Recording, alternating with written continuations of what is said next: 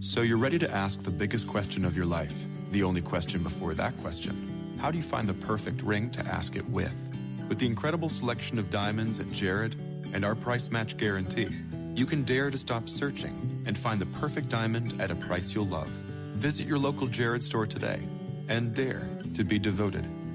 We promise to match any price on a like loose certified diamond of the same quality from any other jewelry retailer. See jared.com/price match for details.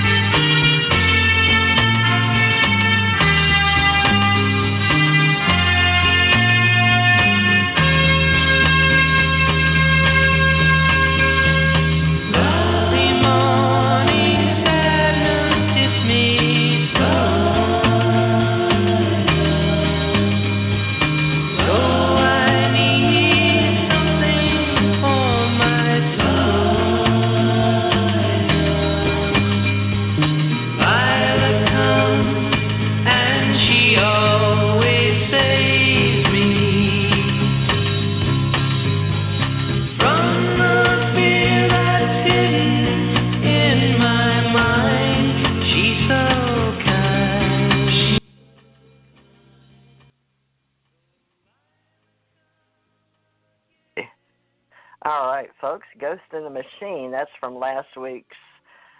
Our ET contactee, Merle Finkhauser, inspired to write music with Lila, which was by Merle, Merrell. He says Merle, like Merle Haggard, told me, and Finkhauser, and he was a guest last week, and now we have his Ghost in the Machine, and I couldn't find it, so I finally found a button allowed me to turn down the music. So I guess we were supposed to hear that.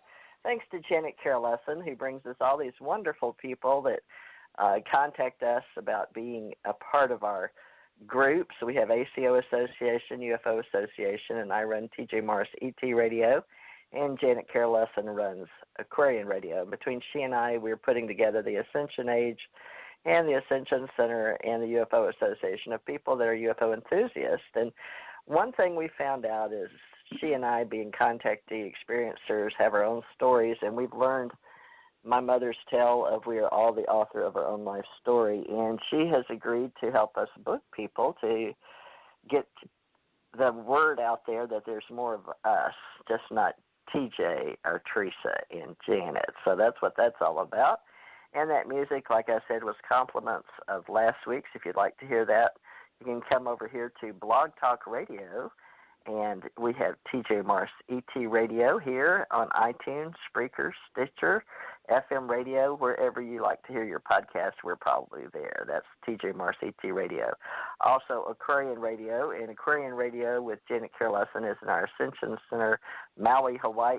She calls the Tantra Temple as well. So please look those up, Aquarian Radio, and you'll see a lot more information printed out on aquarianradio.com for Mike Panicello, who's joining us on the first hour, and Annie Gechman, the second hour, and they are both Mutual UFO Network members, so we're proud to work in association with Mutual UFO Network and have since we began this radio station in 2012, June 2012, with MUFON, when the captain had it over here at the Dayton, Ohio area. Not Dayton, Cleveland area, Ohio, but I think we're going to have Mike tell us a little more about that. But let me get my co-host and friend of many years in the UFO biz, Janet Lessin. Can you hear me now? I can hear you, TJ, Theresa J. Morris. Exciting show today. Glad to be on again. We have two wonderful guests, Mike Panicello. And if you want, I can tell you a little bit about Mike. I have his bio. It's a short bio, and he's got a lot of information up on aquarianradio.com. We will get that information around to all of our various websites. I was still working on it this morning. Had some computer problems the last couple of days as well. But anyway, I'm over here in Maui, Hawaii, and TJ and I have been working together. Well, we started working back in the early 90s, and then we separated, then we came back together and separated. Life kept taking us roundabout and finding each other over and over again. And so we finally decided to coordinate our efforts, and we're doing group simulcast. I will be putting this up on my network. So by the time this show is done, it's going to be dozens and dozens of places. And we don't know how many listeners we have, but we know we have a lot. Let me tell you about Mike Panicello. He's been active in the field of ufology for over 20 years, first as a researcher and then as a member of MUFON.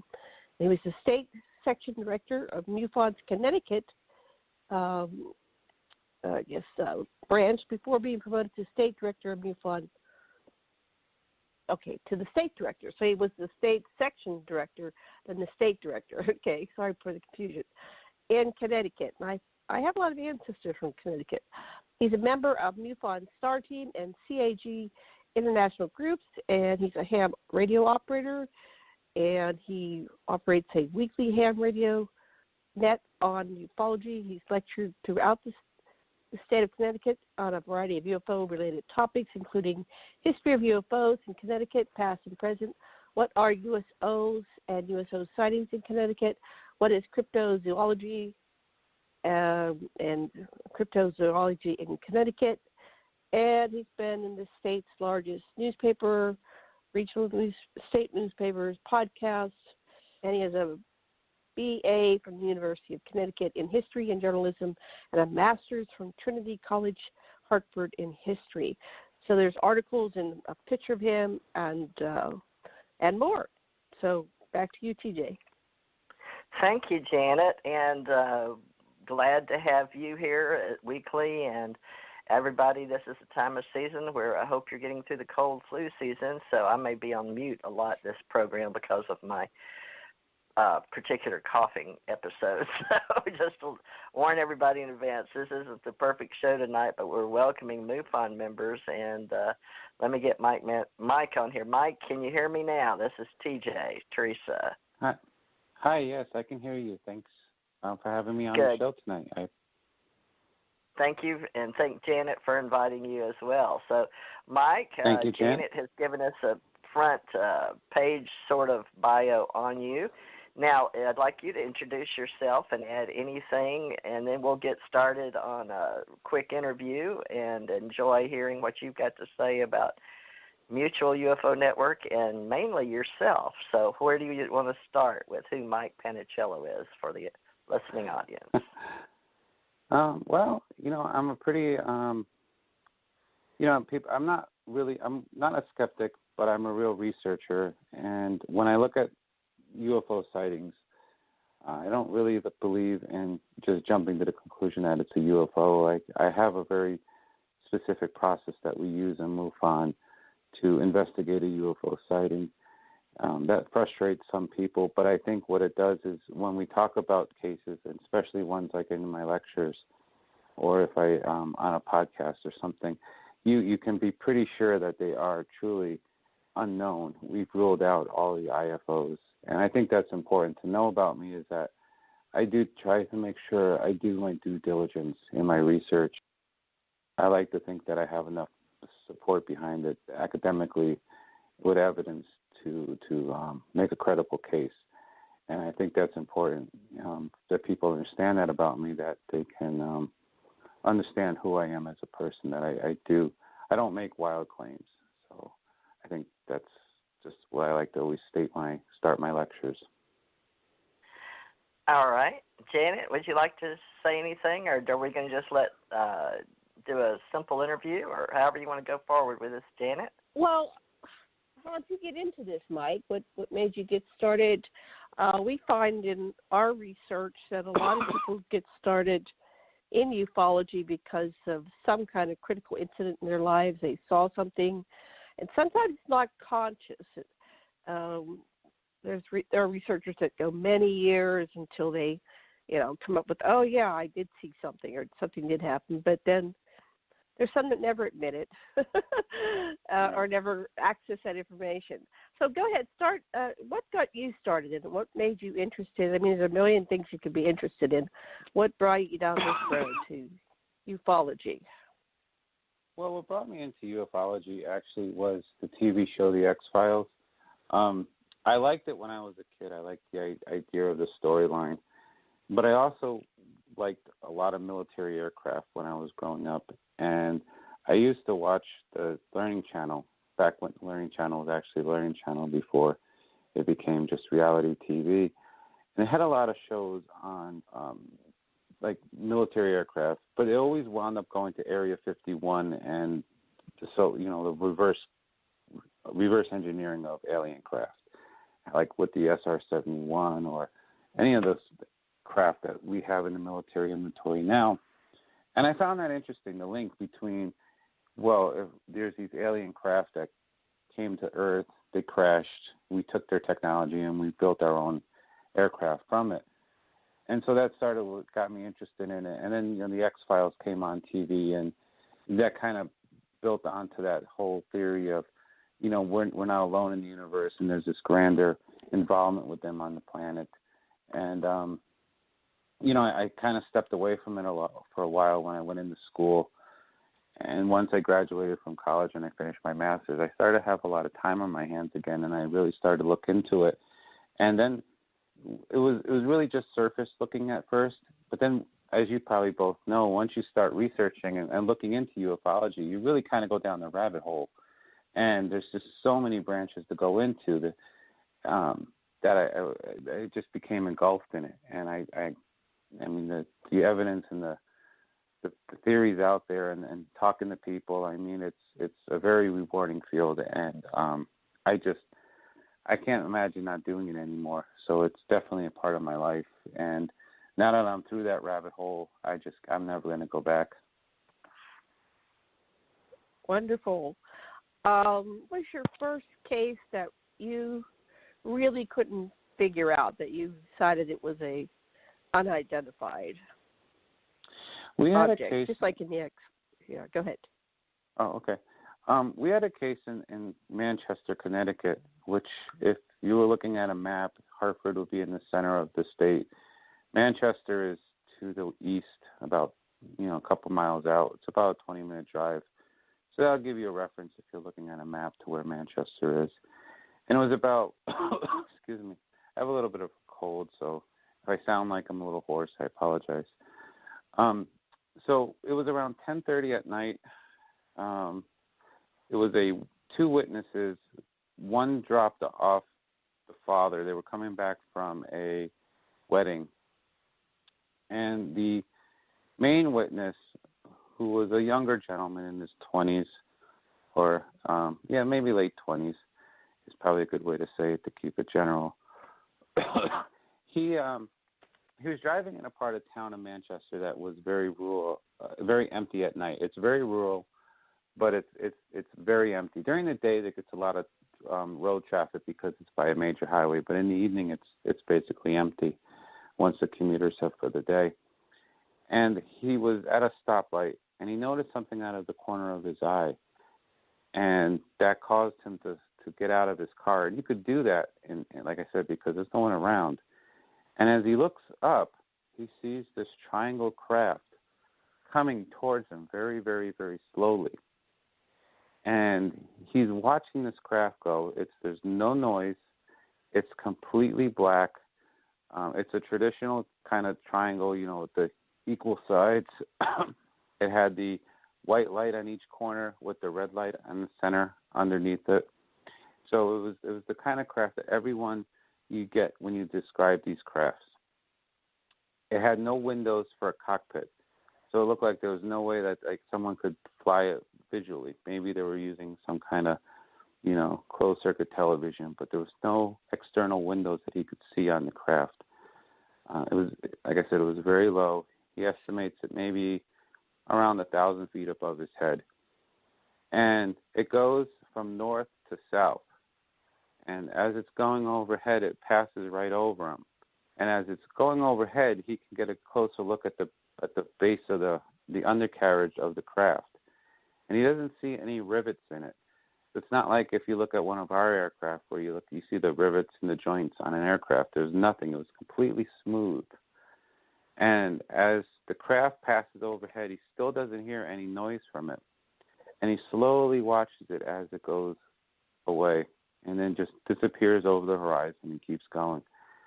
And, excuse me, what was interesting about that sighting is, Connecticut has very crowded airspace. If you were to go on like a website like Flight Radar 24 or any of those flight tracking radar sites, you would see aircraft all over the place. They'll be going either into our airport, which is Bradley International Airport, or they'll be flying up the East Coast over to Europe, or into Boston. So we have a lot of aircraft. The night of that sighting, there was no aircraft, and we pulled the aircraft logs for that particular night to see if we could identify if it was an aircraft. And for about a half, there was nothing in the skies in that area. It was like there was just nothing, and that is very, very odd for Connecticut. And we tried to contact the appropriate authorities, and they just kind of gave us the runaround. Now there's some websites online that you can listen to air traffic radio. And what that is, it's a website called ATC Live. It's collected by hams because air traffic is on the open air frequencies. You can listen to that, and they record it, and then you can post it online.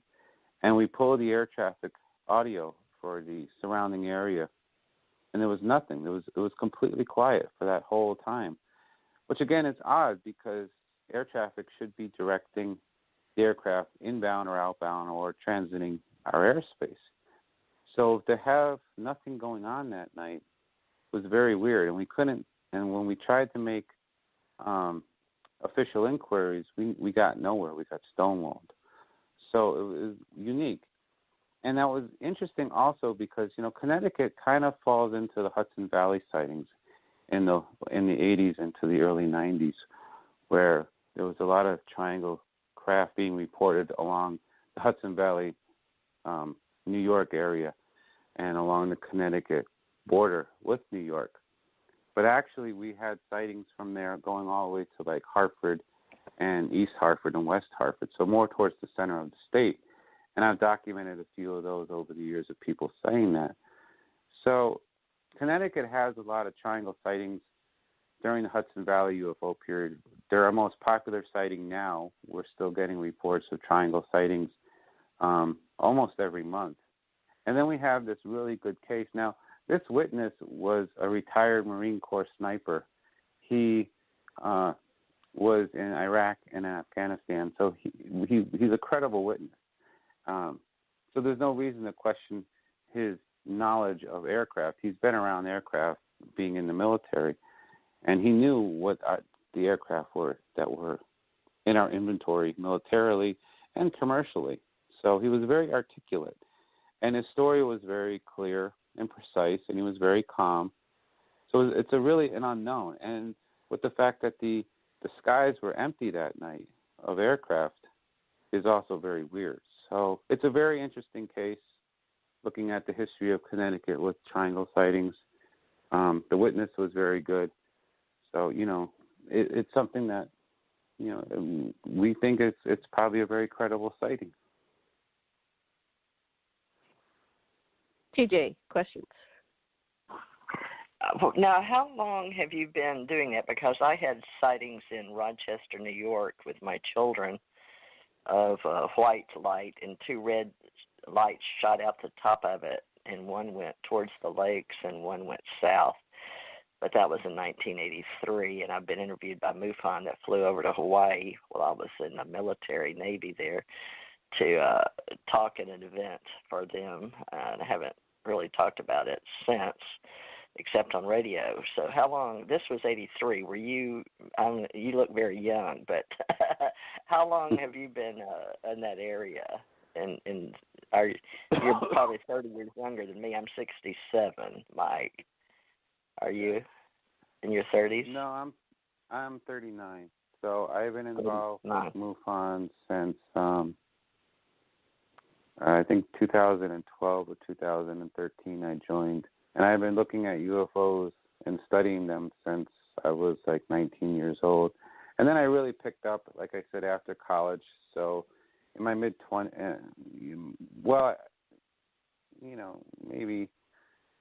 so 18 or 19 is when I really got into it and started to look at it. And then I went, down the rabbit hole in my about 22 or so. So no, I didn't research that.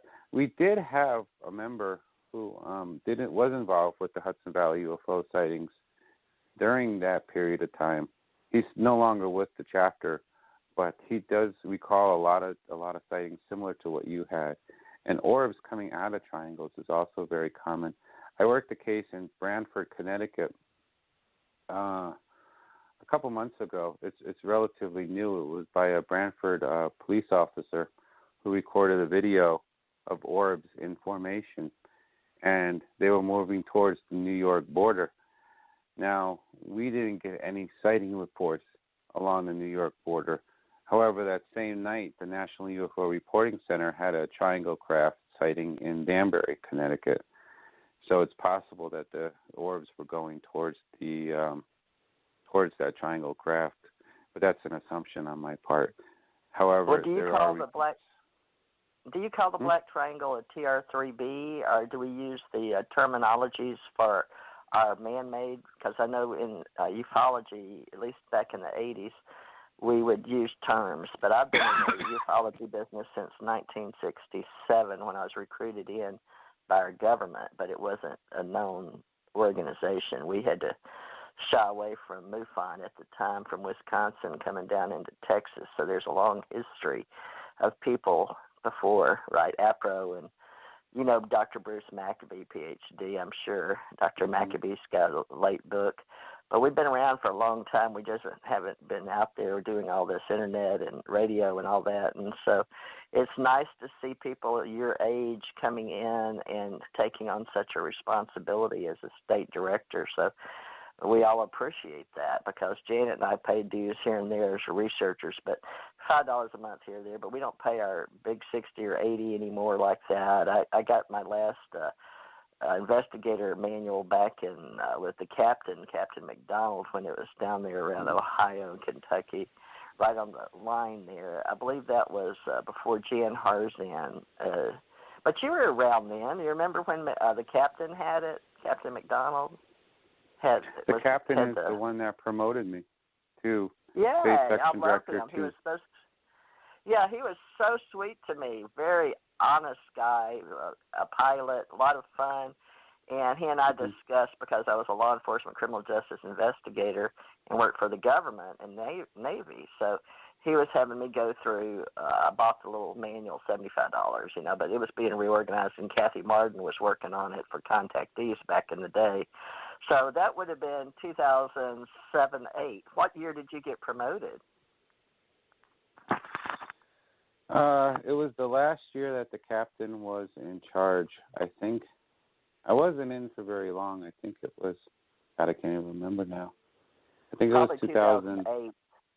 Because James Carrion was let go. You remember James Carrion, and Captain took over. Well, I came in when the Captain was the state director. When he was the national director. And he was just there temporarily, because no sooner did I get promoted that Jan Harzan took over. And that was 2015, wasn't it? Well, let's see. How long has Jan been in there? Do you know? Gosh, I don't know. I'm we're terrible with history dates now, folks. Yeah, me too. So, but we'll look. Jan, he may have taken over before 2015, but I know he's going to come on the show and give us all his history. He stepped in last week for 30 minutes, or week before last.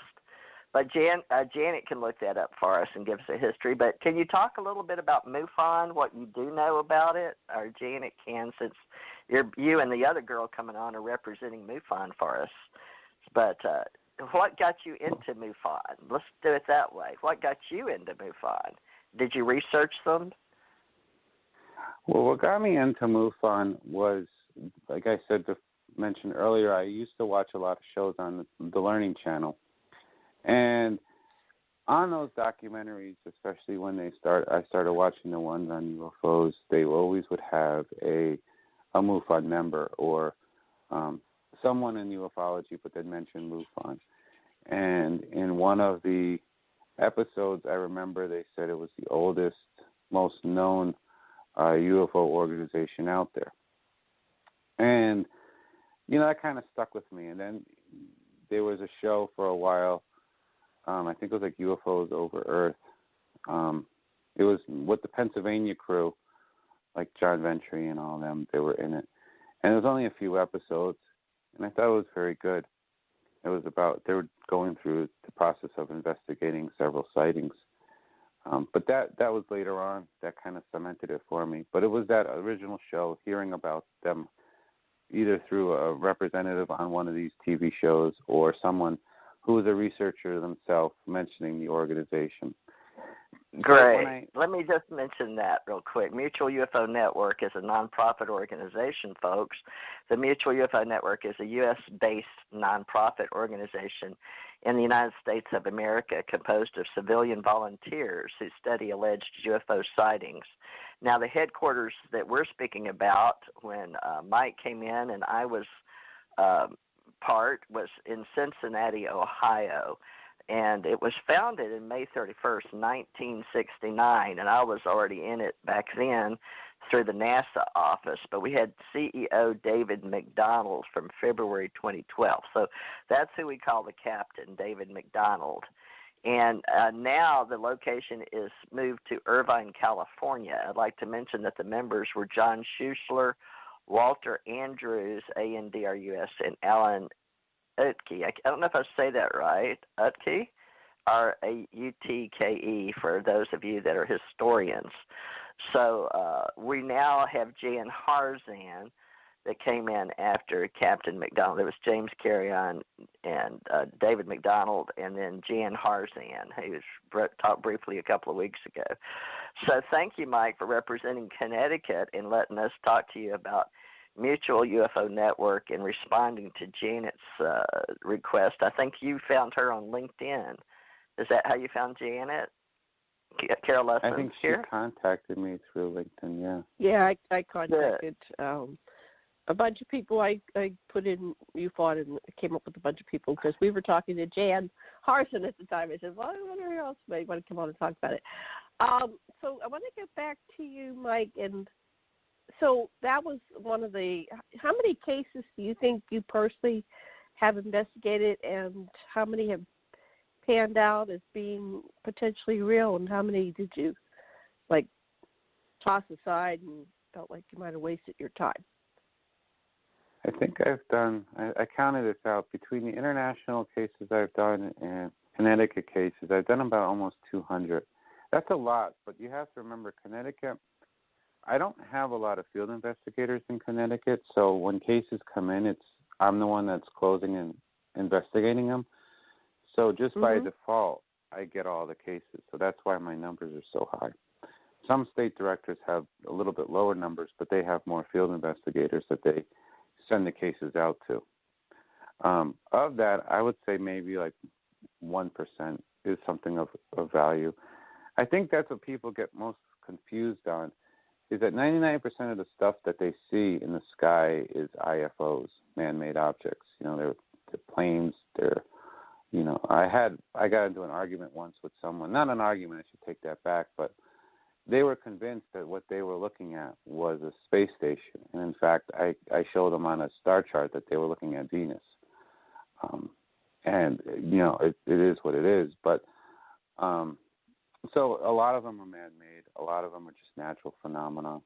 I had one person that saw a rocket launch because every now and again when they launch rockets from the Virginia coastline, along our coastline, you can actually see them. You have to go to our coastline to see them, but you can. You can see a little tiny tail in the rocket going up. And I've had people send in reports saying that they've seen a UFO, but it was actually that particular rocket that was launching.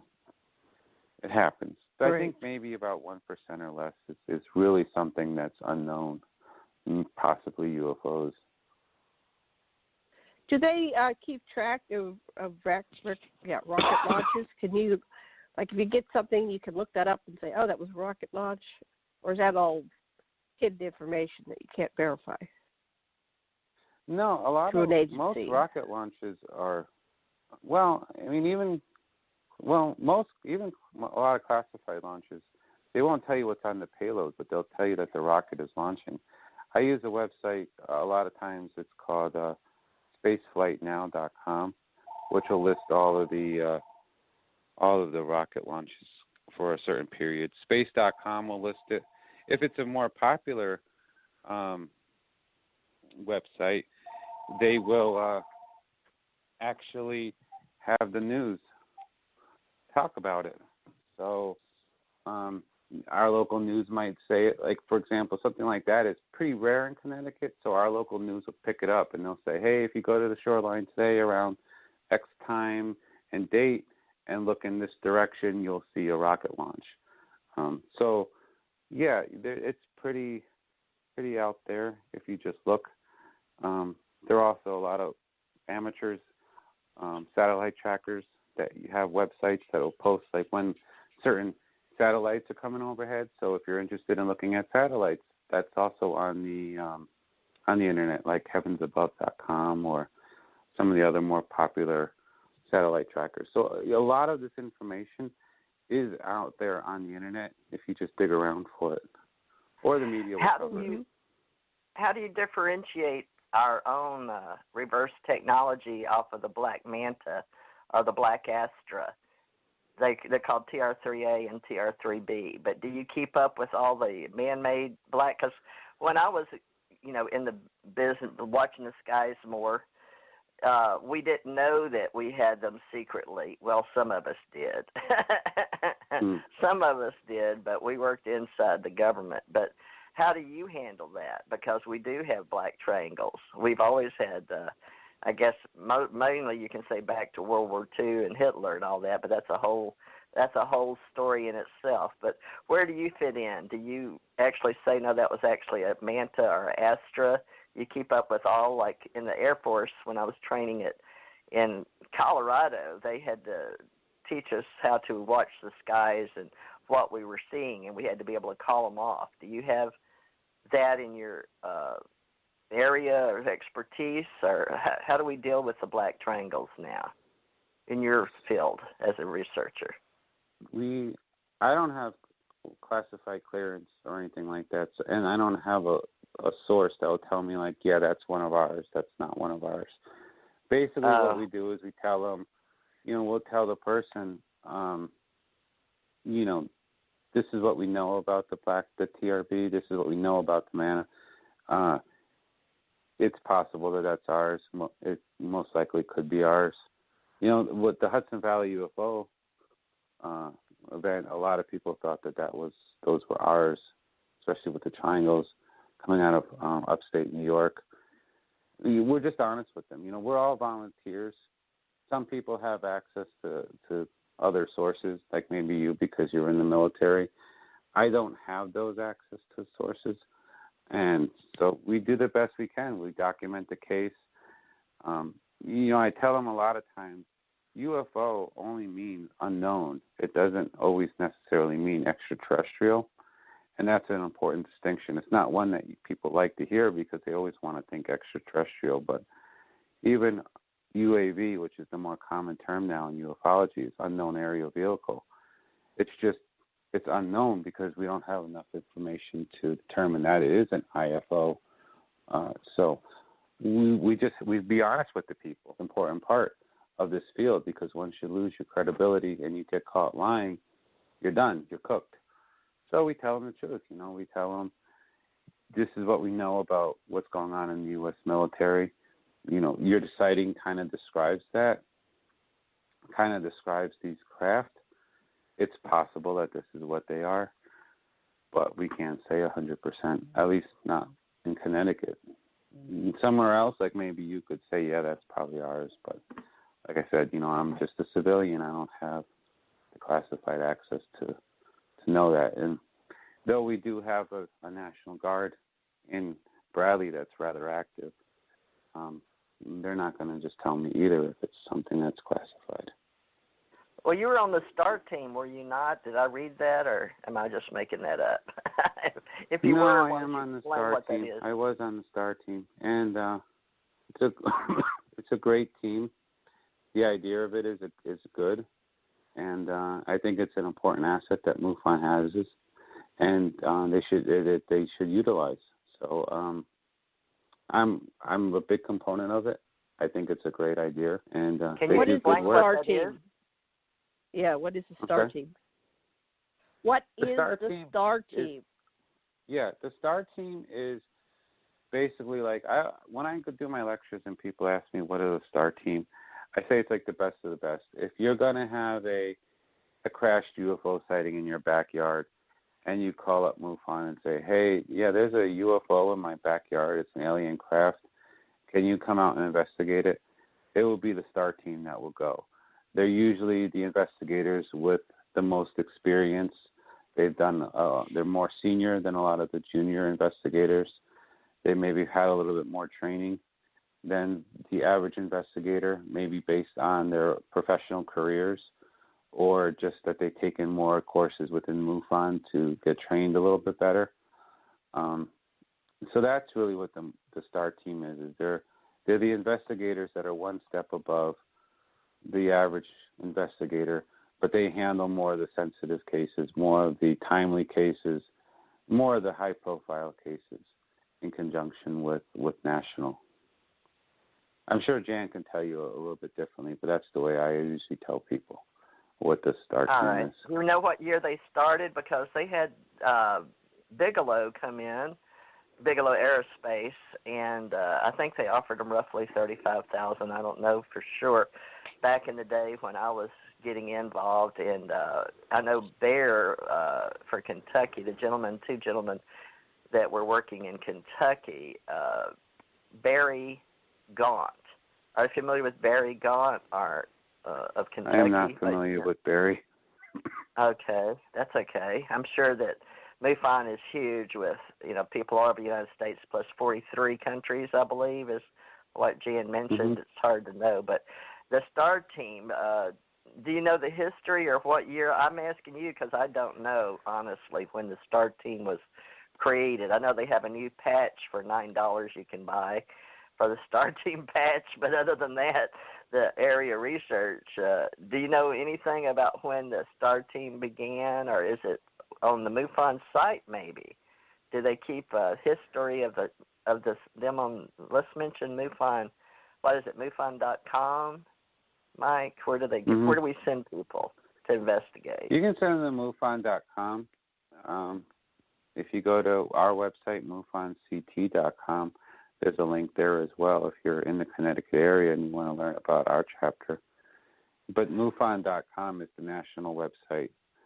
And then if you are in a different state, they have a find your chapter by state and by country. So if you're like in Idaho or Nebraska or wherever, you can go on to the national website and then find your local chapter through the national website. Do you know who handles the money that people pay in as members now? Is it handled out of... I don't know how that works. I okay. believe that goes through national. Folks. But you could talk to Jan about that. Yeah, I don't know either. So you and I don't know. You remember the STAR team, but you don't know when they started that. Was it 2012? I don't know the exact year they start. I don't remember I don't know it. What I've understood about the creation of the STAR team, and I could be wrong on this, is they were started with Bigelow, but they are now, Bigelow got out of it. They liked the idea of the STAR team, and then when I got involved, they were trying to restart the STAR team to at least have one in each state, and the state director would be a member of the STAR team, and then after that, the state director would then find his or her most senior investigators and put them on the STAR team. Okay. Well, that's good enough to start with. And, folks, we'll do our best to get some historical documentation going on. It's, from what I understand, the few minutes that I was able to speak personally with Jan Harzan was that they really only have him as one paid employee and an occasional office manager if he wants to cut her a check, from what I understand. He or she, I'm not even sure which it is, in California. So they do have a real office, folks. I have a real office in my home for UFO Association, but it's just me. And then Janet's my co-executive director in Maui, Hawaii, but we ran under Ascension Center organization. And the UFO, I'm just coming out and bringing that we were always there. We just weren't really allowed to let you know we were there. So I'm going to start a lot of controversy when I come out with my entire history and story, but how we mix civilian, contract, wage grade, GS, all the Joint Chiefs of Staff, the Allied Command, the Supreme Allied Command, and all of us have been working with all this in the Air Force, the Navy, and the Marines, and everybody. Of course, we've all been out there, but the civilian branch we like to call nonprofits, and they work with very little funds. But Mutual UFO Network, after APRO, I guess one might say, out of Wisconsin, is probably the one that stayed in existence the longest. And so apparently they did set it up with a profit as a nonprofit in Wisconsin. So, and before that was a man and wife that had a very good idea, and that's the whole history behind that. But it's still in existence today. And the name we mentioned was Jan Harzan, and he said he'd come on probably the first week of March, which isn't too far away. He's doing a couple of cruises. They're going out to speak, and they have various speakers on these cruises, one out of Florida and one out of San Diego. Are you going on that cruise, Mike, or are you like us? We have very limited funds. We can't go do that. It'd be fun. But no, I have limited funds. I have other things I need to spend my money on right now. Yeah. Maybe someday. Yeah. I do think it would be fun, but not right now. Yeah. Go ahead, Danny. I want to ask another question. Okay. So you're investigating all these cases, and you said it's very interesting. So what keeps, like, how many come in? Do you go something every day? Does it take weeks before something comes in? What's your life like, the MUFON director? My daily life with them. Well, so I run everything. So I run our monthly meetings every first Saturday of the month, and then during the warmer months we do sky watches, and I run a book club and the net. So I always got something going on. So with regards to the meeting, my daily routine would be I'm booking a speaker, getting the notes for the meeting set, what's going on in the way of upcoming events, things like that. Once sky watching start, I'm sending out notifications for them, making sure the spot is available for us.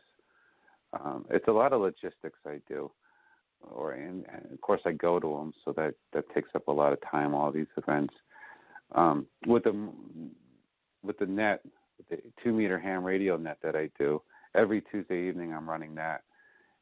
And if you can see that, and I also broadcast that live, so I have to make sure that the webcam is set up and all that.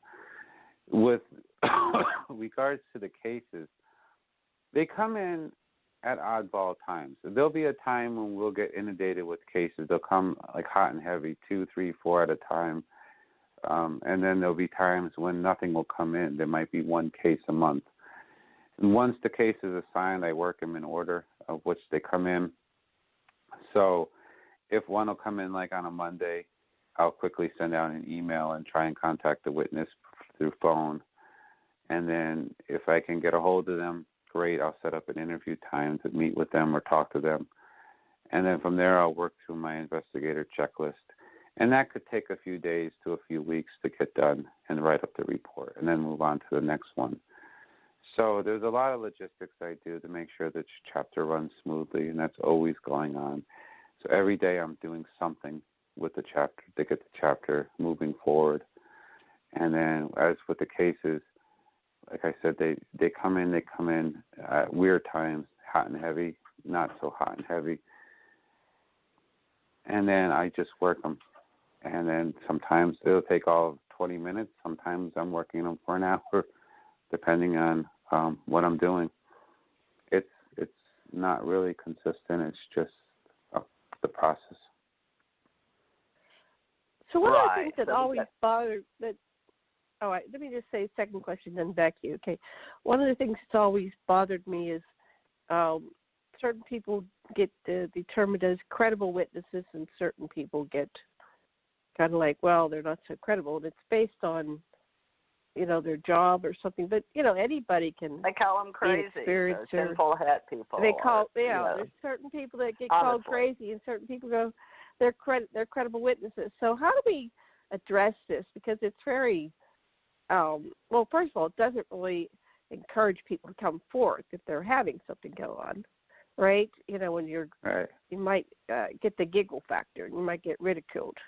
So I think that we're missing the whole picture by having this phenomena that happens, that people get determined as credible and others are crazy. So how is MUFON addressing it? I know they've opened up and they're doing more with experiencers. Mm-hmm. What are you doing with people that are having, they're getting abducted by aliens? How are you addressing the experiencers in Connecticut? Well, you have two questions there. The experiencers, we interview them. We do refer them to the experiencer research team that's headed by Kathy Martin and her team.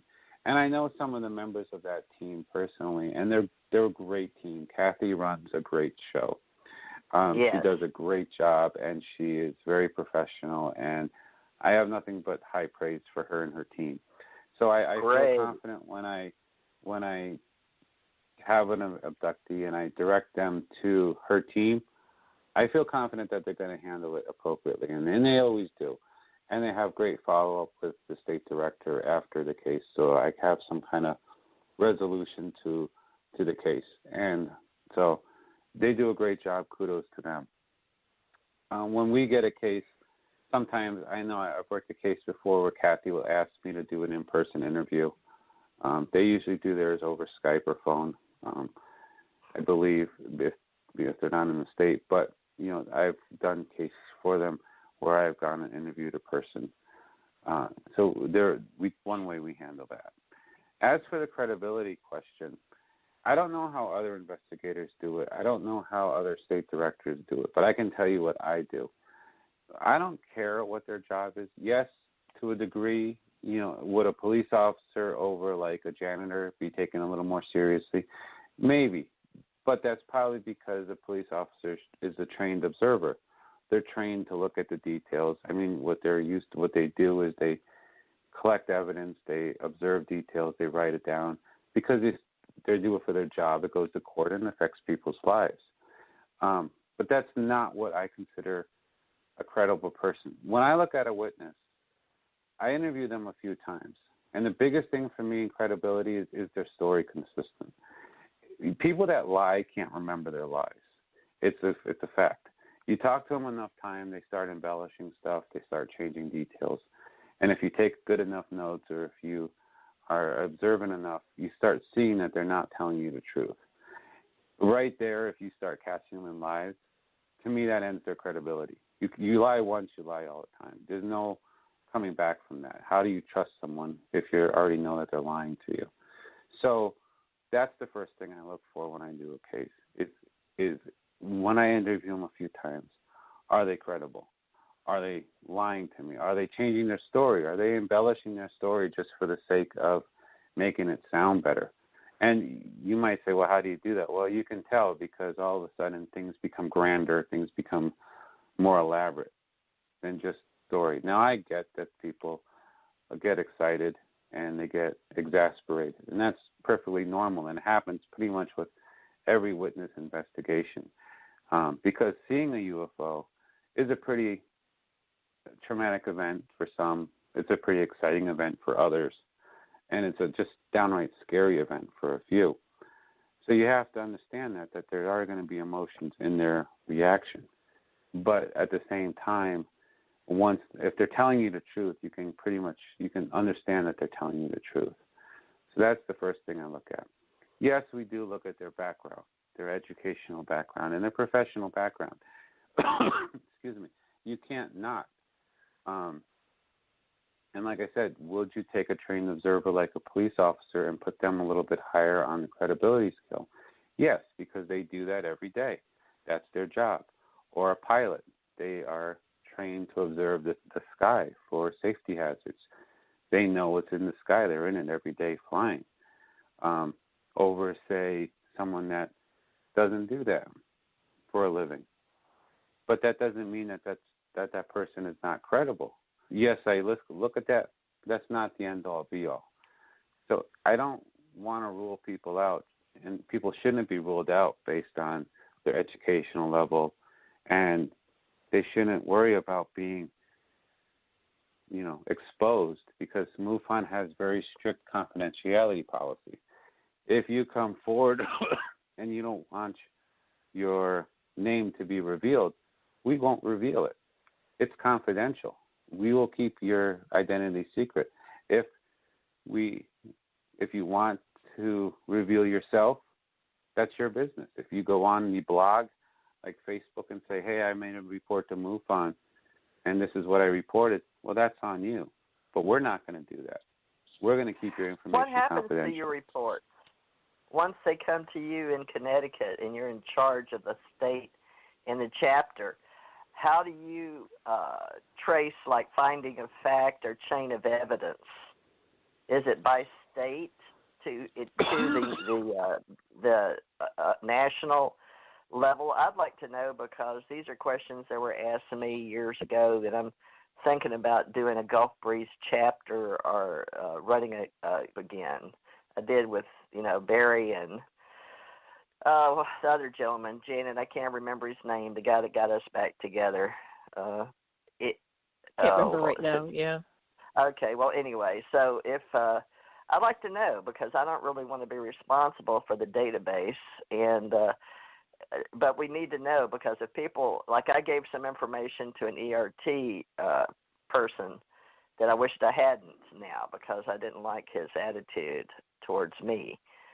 And there's a reason for that, because people have opinions, and everybody's entitled to one.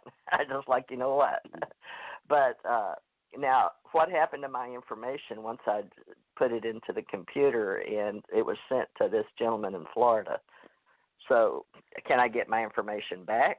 Or once I put it in the MUFON system, it's gone? And where does it go, and what happened if I wanted my data back? Well, I'm sorry you had a bad experience with the ERT team. I'm sorry that happened to you. As for your database, the information, when we get cases, it goes into the case management system, which is a database run and controlled by National, and we input the data into there, and it's stored in there. Now, how could you get access to that? You could ask Jan that question. I don't know. I would assume you could email or contact National directly, and they might have a step in order to do that. If you came to me in person, like if you were in Connecticut and you were say, hey, I want to get a copy of my report, I would contact National regarding that. So I don't have a specific answer for how you would get that data. What I would say is contact the national organization, either Jan or Marquetta, who is the office assistant, and see how what they would need in order to do that. Yeah, I'm still pro MUFON and UFO Association, and all the people, whether they're in uniform or out, retired civilian, veteran, worked in around spacecraft or not of spacecraft, or been contactees, abductees, experiencers. But what I've done is decided to get more involved rather than less after my experience, because I realized that the information is extremely important, but we need more assistants, more administrators, more people that are serious about making this more of a professional peer-to-peer review group in the world, not less. So it actually inspired me, wherever I'm like the prior military, where instead of the problem, make the solution, right? And we are volunteers, just like you said, Mike, and a lot of us have more money than others to buy the equipment to do the investigations. And back when the captain and I were talking, it sounded like it was going to be extremely expensive for me to get involved, because before, as an investigator, I would do finding of fact or do a JAG investigation and do on or about this such and such, and then list, and then I got FBI reports in. So I understand the process inside the government.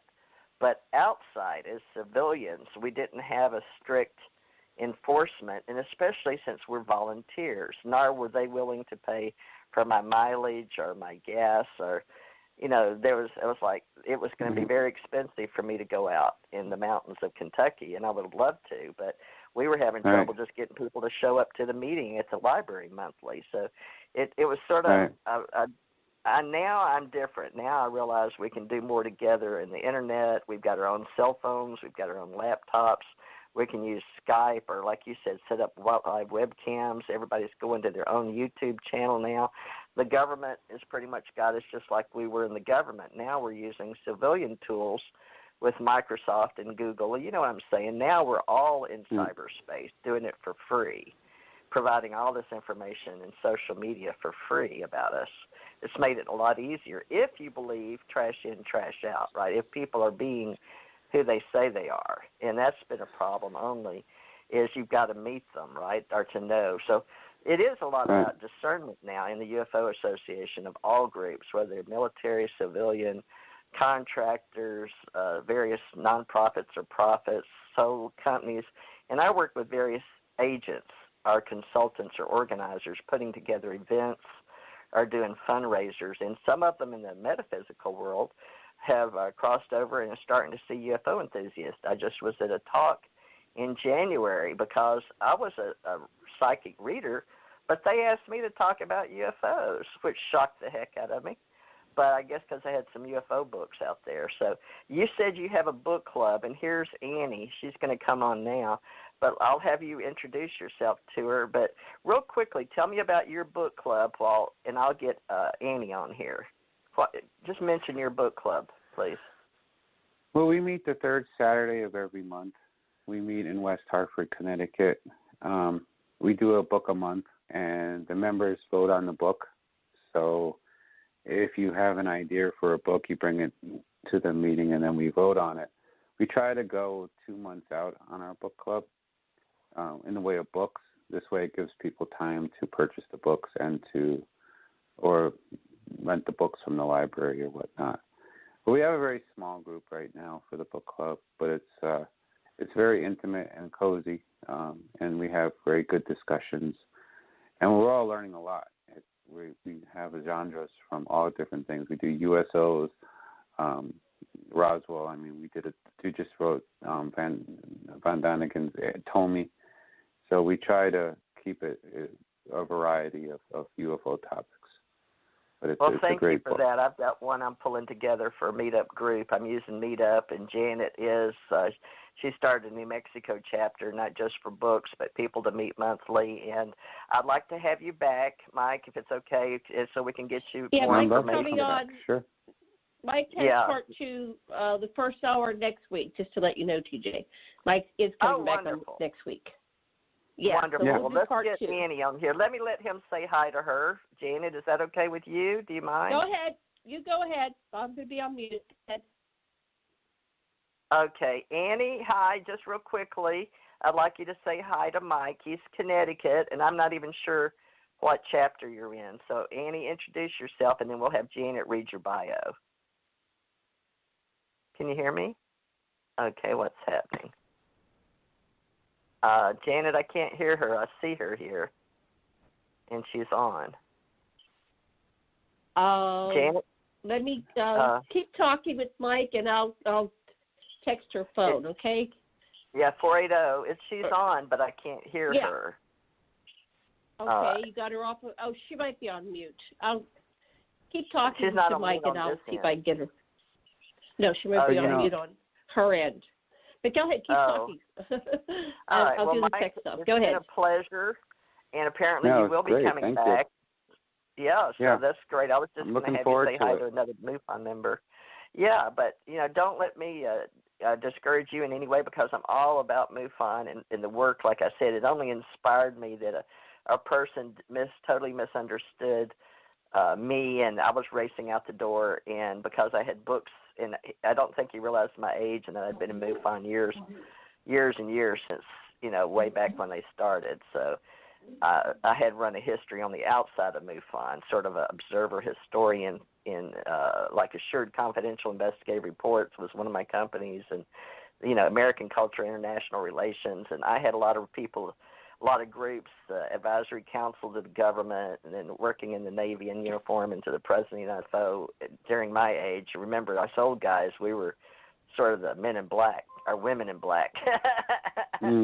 So we have a group. I'd like you to, if you're serious about Mike, listening to some of the stories, we have UFO Secret Space as a social media group, and they like to talk about I would all like the to know secrecy more. Things.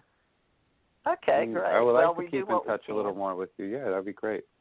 But all right. Well, I'm sorry? Yeah, we have UFO Association, and I've got Jan and me on there right now, but I'll be more than happy to create you a page if you want to be in it. It's free. It's no charge. Yeah, I only that want would be great. Serious people. Yeah, and we have a lot of social media people. Thousands of people. So I just, people say, how did they get in it? I'm like, well, they've known me since '67. So who are you? How do I get access to it? So you email me it? Oh, sure. Yeah, just well, right now UFO Association's recreating itself after 50 years, but okay, so you'll just email me the information so I can get on and talk with you Well, guys? there's nothing to get on right now. I'm rebuilding it, but it's UFO Association. But you mean Facebook? Yeah, just go to UFO Secret Space Command. Well, I can hear it. Sounds funny. UFO Secret How come I Space can hear Command. it? Okay. Okay, Annie, is that you? Did I hear somebody? Yeah, we're getting some feedback. Is that Annie? I'm getting like somebody else's household. I only hear your you house and or somebody Annie's in the house? background. It's not mine. I'm hearing nobody's Okay, here. that must be Annie's background. I'll call her. Okay. Keep right. talking, TJ.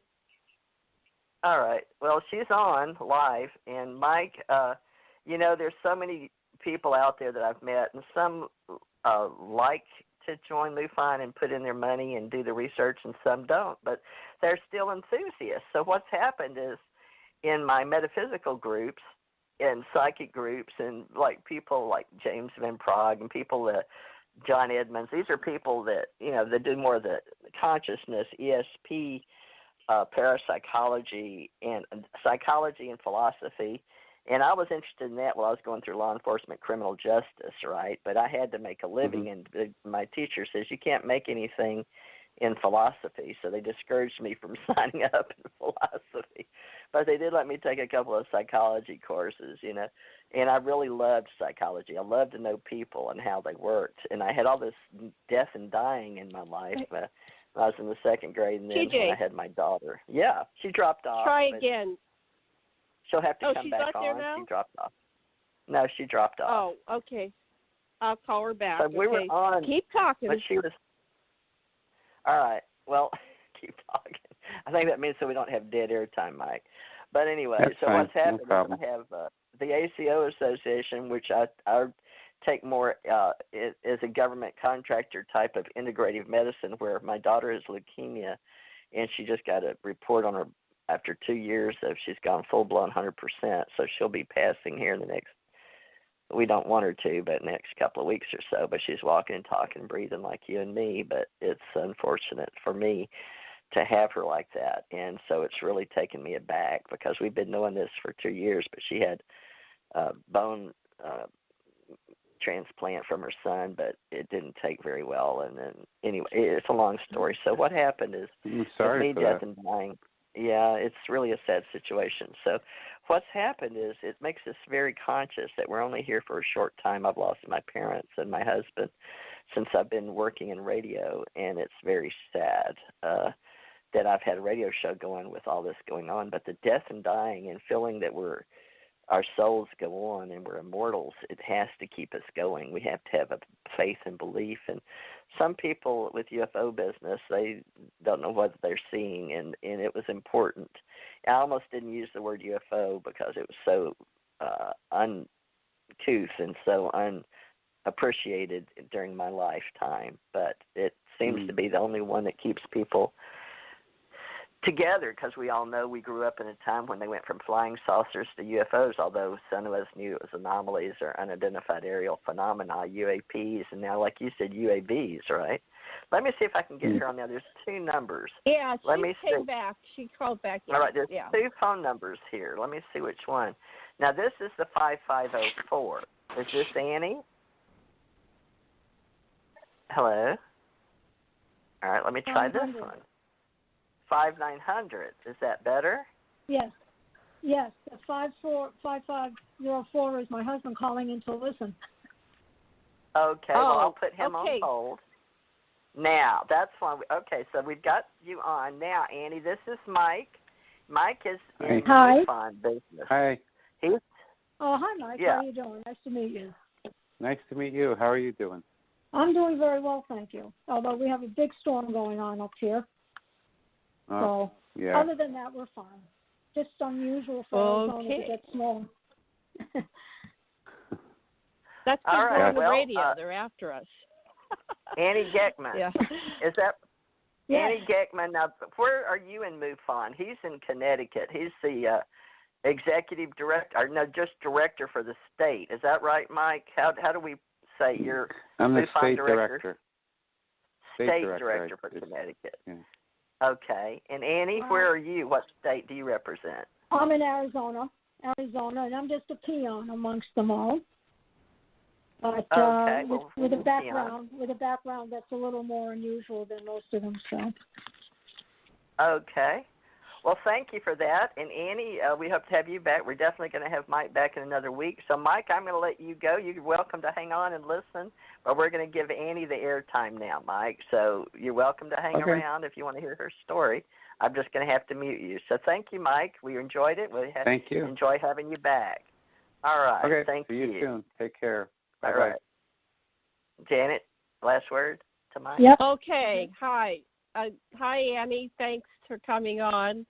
We're going to start with you telling us a little bit about yourself. Let me see what you wrote. I'll give an overview, and then we'll pass the talking stick to you.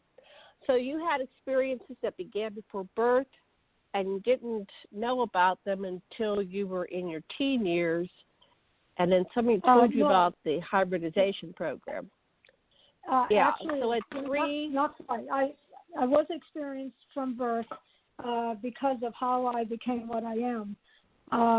But at 3 years, my mother took me to a special play group, and if you have the script in front of you, you see when I'm going on that. And why don't you just start from the beginning? Yeah, and then we'll listen for about 10, 15 minutes, okay? And then we'll ask you questions. Well, that's Go what ahead. I'm doing then. I'm doing the chronological. Okay. So at 3 years old, she used to take me to what was supposed to be a special play group for a play group for special children like me. Well, 3 years old, like me, means other 3-year-olds. That's good.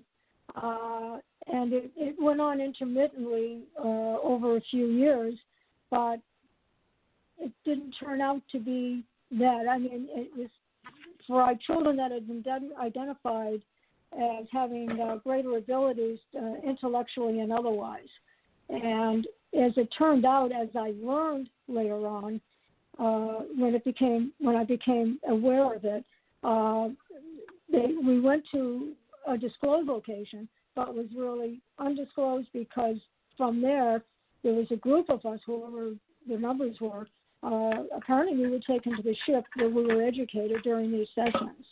And it took place a few times a year, and ironically, not too long ago, in fact, several weeks ago, I was talking to a friend of mine that's also involved in the industry, and we got to talking, and I was telling her about that experience. And she said, "Oh, my Lord, Annie," she said, "I think we were in the same group when we were both 3 years old. We're both the same age." And it was just an interesting awareness on her end because we had never discussed it before. And so here I've been friendly with someone that is going through a lot of the same things as I am, but we don't know for a fact that we were in the same group, but she lived near me, and her mother took her the same way my mother took me, and we dropped off, and we were wherever we were, and it appears that we were on the ship, and I've been sent information by my family, not my human family, but over years as I grew, and they felt I was at a point where I could handle information. And as I became more consciously aware and exoconsciously involved, more started coming to me. So that was the main thing when I was 3 years old. And as I got a few years older, I knew things that there was no reason for me to know at the ages of 4 and 5 and early years of 6 years old. So I just accepted it. It was part of who I am. And although I didn't know who I was at the time, certainly. When I was 6, my brother and I were put into a private school in Tucson. My mother had health issues and had to go out there. And during the stay there for a year and a half, 2 years, the whole school came down with measles, but I was the last one to come down with them. And I was in my bunkhouse, in my bunk bed, all by myself. It was perfectly quiet. And I'm just looking around like a child of 6 does, 6 and a half, 6 years old. And all of a sudden, there were 3 beings at the end of my bed. And I wasn't scared. I had no reason to be scared. I guess I felt as if I'd known them. And they thought I might be, so they telepathically started communicating with me. And they said, "We're here to let you know this is who we are. And we've been with you since you were born. And we'll continue to be with you the rest of your life. We'll educate you, train you, and keep you safe." Well, that's when I became consciously aware of what was going on. I was never scared. I was never concerned because they had already started apparently talking to me, but consciously I wasn't quite aware of really what was going on. I was so young. And then after they engaged with me that way, they said, "We'll see you soon," and they disappeared. but ongoing telepathic communications continued. And now that I was familiar with that, I could now listen and react or respond accordingly. And before that, I was just hearing things, and I had no idea where they were coming from, of course. So it turned out, I understood who they were, and they were always guiding me, and they were keeping me safe. So, I have to say that at 6 years old is when I became conscious and consciously aware, and maybe partly exoconsciously aware at that point. So there I am at 6 years old, starting to learn more about myself. Never questioned it. I didn't have the whole picture, however, because they're telling me they were with me since I was born, so that's why I say they've been with me since I was born. The next few years were pretty static in terms of anything unusual, and I realized later on as I retrospectively look back on things, they still had to allow me to grow and develop, but they were always with me. Things would happen, they protected me. They kept me out of trouble, and I was a pretty active kid, so I guess maybe that was a little bit of a chore from time to time, but they always seemed to manage in keeping me on this straight line and developing properly, and gaining me more and more awareness of everything around me, but more importantly, about me as an individual with different capabilities, because I always knew things, as I said before, I had no reason to know about. I certainly never just learned anything in science when it came to first grade, second grade, third grade. And when I got into junior high and seventh grade, I never had any interest, at least awareness of things like astrophysics. But then when I was 12 in seventh grade, there were two things that took place that were very unusual. The first one could have been a very negative situation, but my beings actually protected me on this one. And I was staying at a friend's home while my parents were away, and I was waiting for the bus to go to school. And a stranger drove by and talked to me as if he knew me. Well, I was pretty naive, and offered me a ride to school, and like an idiot, I accepted. Then while he was driving me to wherever he was planning on driving me, I got telepathically communicated to get out of the car as soon as I could. Well, I had already learned to listen to those messages, and I managed to start fidgeting and getting scared and getting upset, and I was going to start screaming. He stopped the car, and he dropped me off, and that was it. And it was fortunately to be close to the school, so I walked the rest of the way. It was a hard lesson to learn, but I was safe. And until I heard my beings talking to me, my family talking to me, I don't know if I would have been that safe and protected without that, because it happened, and then I took action. They had already trained me to listen. The other one was quite different, and it was back in school, and the English teacher in seventh grade wanted us all to do a book report in any book we wanted to do. And I went to the bookstore, I went to the library, got a ride, and I started perusing books, and I looked at novels, I looked at social studies, I looked at other things that could have been of interest, and nothing was there. And I moved over to the science area to see what was there, and I was already interested in space, astronomy, and planets, and never studied it, but I had developed an interest in it. Don't know where it came from, but I had an interest. And I went over and I'm thumbing through, and I saw a book, and I picked it out, and I thumbed through it, and I said, oh, this looks good, and I read it, and I could understand some of what I was reading. And along in the story, I took the book and did a book report and got an A+ on it, and the teacher wrote back, please see me. And she asked me how and why when I had selected that book without any background. And I said, I don't know. I thumbed through it. I understood it. It was interesting to me, so I read it. And it was Einstein's theory of relativity.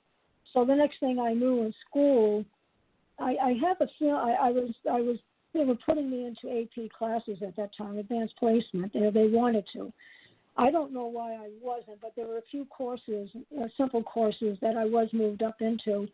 So as I got further and further into high school, I got through high school and I was fine because I had 2 college courses before I graduated. So by the time I got into college, studying the courses that I had to take as a precursor, the basic courses, I was bored. And after my second year, I pretty much dropped out. I wasn't interested because I wasn't learning anything. And so I considered the studies on my own. I continued to be educated. Occasionally, I'd be taken.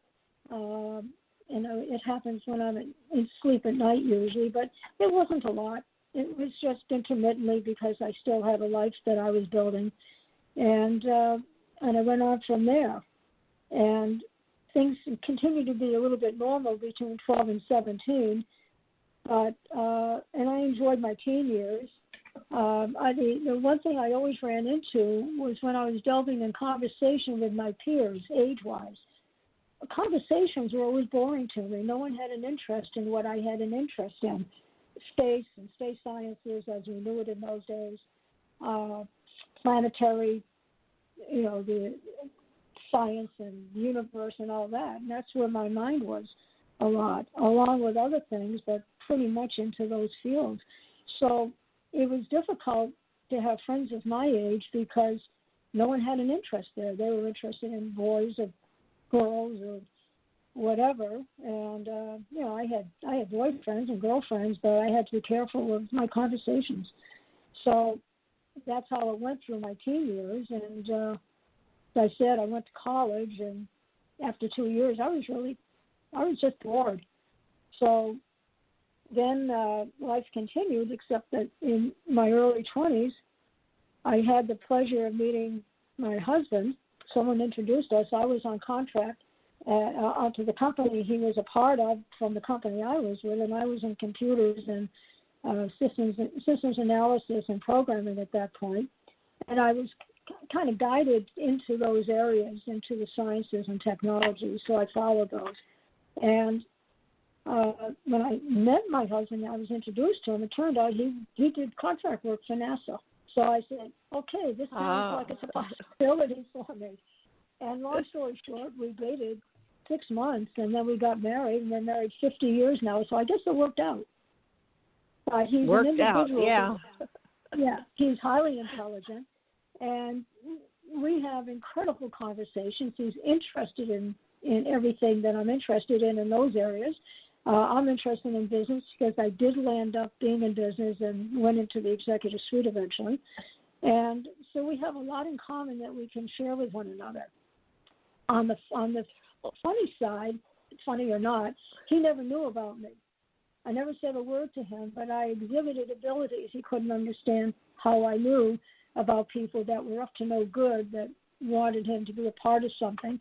And I told him vehemently, you're not to do business with him. You stay away from him. Long story short, he finally decided not to because I was furious about it. And they came to no good a year to 2 years later. So he said, how did you know? And I said, I can't tell you that, but someday you'll know. And there were some other situations that took place through the course of our life together. And fortunately, I love him a lot, and the feeling seems to be mutual, fortunately. And eventually, he overheard, after a MUFON meeting, he overheard a conversation I had with another experiencer. Now, he never knew about me being an experiencer. So on the way home, he said, tell me about what you're talking. And I filled him in. I said, well, this is the first part of my story. Now, he never knew any other part of it until last February. So he knew I was an experiencer. I gave him time to understand all that. And our children never knew. And I finally told him that, I think it was around last spring, we needed to get both children together so we can start giving them some information about me, because there's always a possibility it may affect them in some way. And right. There are 2 children, our two birth children. And so anyway, we had an opportunity to do that. The reaction was different from both, and it's what I expected. And it's an interesting situation. I said to one of the children, I said, you may not be aware of it, but I track you, and you have some abilities that I got. I can't say, or will I say, how much you've got. That's for you to determine. But learn to listen, and you will come about eventually and see what's going on. But it's all good. Nothing is negative. Nothing is bad. So we went from there, and life has gone on. And except for one issue, when we got married in December of the year in question, and the following spring I got pregnant. And I went to. What year was that? Let's slow this down a little bit. We were married in December '68. And you have to speak into the mic because you're fading in and out. Speak into your phone. You're fading in and out. Is that better? Is that better? Yeah, you got to stay conscious of that. Is that better? Let me slow this down. Yeah, that's better. Let me slow this down a little bit. Okay. We have questions now. So let's go back to the beginning. So you're 3 years old, and your mother has you go to this special class. Were there other children in there? How many were in there? Do you recall anything out of the ordinary? I know you were 3, but a lot of people have good memories, especially when it's something out of the ordinary. What do you recall about that? Well, slow it down. Okay, and I've made an effort to recall as much as I can. I remember being dropped off. I remember her taking me into this building. And I remember initially seeing several children. I don't think there were more than maybe 5 to 7 of us at the most. And with all my recollection, and I have been regressed, but with all my recollection, I cannot remember anything taking place in that classroom. And it wasn't until not too long ago, as my Beings family are filling me in about things, and I question everything to them, and it's their decision when to let me know. And it turns out we were being taken to the ship. So they erased our memories after they sent us back. And we were brought back in whatever time frame. We have no idea about the time frame. And my friend, she's gone through the same thing and has no recollection of what and where, but they told me that they were educating us. And they do it in small segments. At 3 years old, how much can you retain? But they were teaching us things that would come back to us as we got older, apparently. I have no other validation of that except what they have been very good about educating me about. And I don't have anything else to go on except how I knew things when I never studied things in school to this nature or to this ability. We never studied space sciences until high school. I never studied other aspects medically. I had an uncanny ability to understand science, technology, and medicine, which was really interesting. There was a problem one time, and I didn't record this, but a problem one time, a friend of mine was upset, and I met her one night just to say hello, and she was upset, and I said, what's going on? And she told me about her best friend's boyfriend that was sick, and they can't find anything wrong. So I asked her for information, and I questioned her for about 10 or 15 minutes. And she said, why are you asking me all these questions? I said, well, you're not going to understand how I do this, but while you're telling me, I am seeing exactly what's going on. And she said, well, what are you seeing? I said, what I can tell is there's a tiny hole in his heart, and he needs to get to a cardiologist right away and get this taken care of. And I said, make sure you tell your girlfriend. So she did, and then she saw me about 3-4 weeks later, and she said, how did you know? And I said, how did I know what? And she said, about my girlfriend's boyfriend. I said, all I can explain is while you were explaining it to me, I'm looking inside, and I can see what's going on. As long as he's fine. She said yes, and the doctor told him he was very fortunate to come when he did before it got worse. So I continuously learned about what I do and how I can do it to help people. I read let people, me ask you something on that. Yeah. Let me ask. Sure. So Do you think that you were, like, somehow enhanced? Are you a hybrid? Yes. And if so, how do you know that? Okay, so tell us. I was told. And as I am advised. Who told you that? Who told you that? Well, my beings for one, and then through research and understanding of how things evolved as a child, I've put two and two together after a while. My dad was doing work with the government. Now, I was born in 1943, and within that early 40s time period, there was a hybridization program, and people were being asked, for whatever reasons, how they selected the people. I have no idea. But my dad was already involved in doing some work with the government.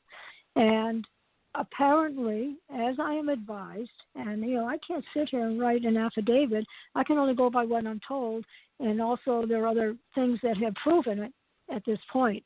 But my dad apparently had been asked, and my mother became pregnant, and he was asked, and he said yes. So everything took its course on that basis, and then I was born. But was interesting my entire life, which I could never understand. My dad could never ever put his arms around me. He could never give me a hug, and he was never able to tell me I love you. Now, I'm his daughter, and as I learned how other fathers reacted with their daughters, it wasn't normal, but I went on with my life. I didn't let it be disruptive. I had a very good upbringing. I never really needed or wanted for anything, so I was, my dad was very successful, but I always thought it interesting. He could never tell me he loved me or never put his arms around me in particular. So I just had to go on that basis, and then I started getting information. The fact that he was doing work for the government, his work for the government increased as I got older because he was new in the industry that he was in. And then as time went on, he, went through the bidding process, but he was getting more and more contracts with the government. So you start putting the pieces of the puzzle together, and it starts to make sense on that basis. What verified the hybridization is when my DNA had to be done about 12, 13 years ago. My DNA can't be read. Can't be read by the hospital I was sent to. Oncology spent 6 months taking my blood every single month. They've never been able to read my DNA. Ancestry.com I took as a lark to think what would happen. They couldn't read my DNA. What happened? Tell me what did they say when they got your? Because TJ's daughter went through some of this stuff, and TJ, you can share what was going on with your daughter's blood. Oh, I have no idea about my daughter's blood. This is my. No. I'm talking about Theresa. Are you there? Because she had this puzzle. Well, she's found out she's 100% reading in her bones now, leukemia. But when they could read it as far as how do you read DNA, but they found out that she had other than, and she wasn't really. She's classified as other. It's almost like being non-human. So there's reasons for that. So I imagine it's something similar. They don't tell us the details, Janet, just the questions the doctors were doing for us in Moffitt Cancer Research Hospital and telling us and asking me about if I was an alien or something, and they were serious. And I was like, Did well, they say that? sure. Are you an alien? Yeah. Did they actually use the word alien? Oh, my God. Oh. Really? They never did that with me. They just told me I had an anomaly that looked like cancer. Yeah.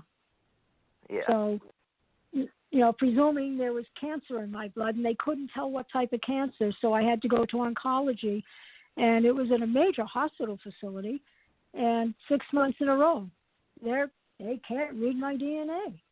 But they never said I was alien, or I knew about myself at this point, but how could I tell them? What am I going to say to them? Do you understand? People don't even understand the word experiencer. So how am I going to tell them that I'm a hybrid? They don't even know what that is. So it's one of those things you live with and you deal with. It's not like I can go and talk to anybody I meet about this. It doesn't make sense. And what did you tell them? then, Did you say I'm an alien, or did you say it's a mystery to me? What did you say to them? Me? Because that's the first I've heard that they. Yeah, like. Well, I tried to are you explain asking me to or them. This is a piece of the puzzle. I'm asking TJ, and that because it's tying in with yours. So they didn't ask you if you're an alien, but your people. They wanted to know how I you. created my daughter. They wanted to know, and I said, and what well, did you God. say? I said, God. I said, well, God. They're like, no, seriously. They were asking me very, it wasn't the normal, in the office, like it was in a, like a doctor's office. We'd already left the doctor's office and gone down, but see, we'd been used to this because it started in 2016 and then 2017, but the questions they asked were doctors that came up from Brazil, where Gigi was part Brazilian, so they had a doctor come up. It was all we were working around Nordics, what's called Nordics, and the lady that was Nordic, and then I said, well, I've been told that my name is Thurmond, and that means Thor's protection, and from Thurmond was Thurber, and from Norway, and we were Nordics. And they were like, yes, we're familiar with the Nordics. And they asked about, most of them are German and want to know our German descent. I said, I've never heard of any German descent of my family, only Norway from my father's side, but we were English, and my mother's Bolton. And so they went through the basic that you asked, but then they were like, above what's your family genealogy? They were like, now, but what are you? So they wanted to they were basically asking me, are you from another place, not here, or do you know if? And I was like, what are you talking about? He says, like alien. I said, well, I always heard that we were, and they said, I was like, why are you asking me how I created my daughter? My daughter was very embarrassed sitting there and didn't want me to talk. She was so embarrassed. Because she didn't want to. We've had this problem, in the family with my husband's, because I believe you had to be married to have sex. So it was very personal, it's very deep, and it was very confidential. So, but I said, yeah, I believe that I had her differently, and I did die when I had her, and I think it was somewhat of an experiment that I wanted to have brown-eyed, blue eyes, and brown hair, blue eyes, and I created this with my mind, and I believe that we're somewhat of an alien DNA, and but it was extremely important to them. But they've dropped her now because she's 100%. So now they'll do is she starts a new regimen on some strong cancer in her. Them to give her by 2 weeks. Right now she has blood coming out of her eyes and ears and nose, and just trying to stay alive. 2 weeks. Oh, I'm so sorry. Yeah, it's she was an experiment.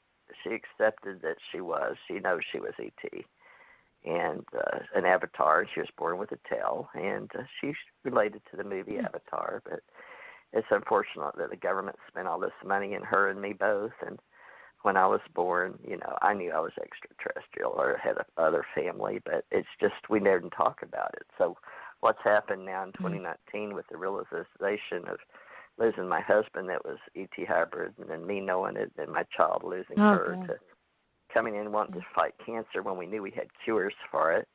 But that was her mission, and it's unfortunate that I've got to go through this now, and I don't know why I keep going through death and dying firsthand to be there, but it's a whole nother show and a whole nother story. But next 2 weeks, I don't even know how I'm going to do radio shows. But it does have to do with what we're creating here. And the positive side is we come here, and we're all blended together for whatever reasons, and we take with us what we can accomplish or learn in a physical container.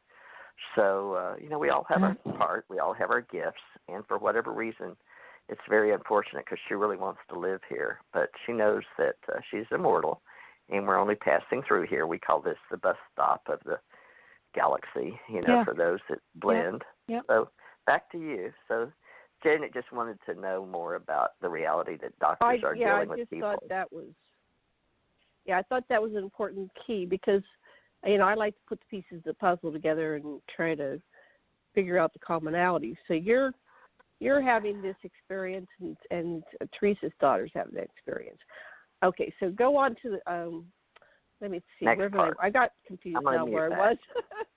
So let's go back in time, because you were in school. You were told this about your DNA. How old were you when that happened? Confused about your blood. I'm talking back to you, to me Annie. now. Okay. Yes, back to sure. you, I Annie. want to make sure. I did want to interrupt. I'll say the name. Yeah, okay. yeah. So back to you, Annie. So you were how old when they were telling you this stuff? You mean on the DNA in general, or just overall? Okay. Well, it was. I'm 75 now. A very active, very healthy 75.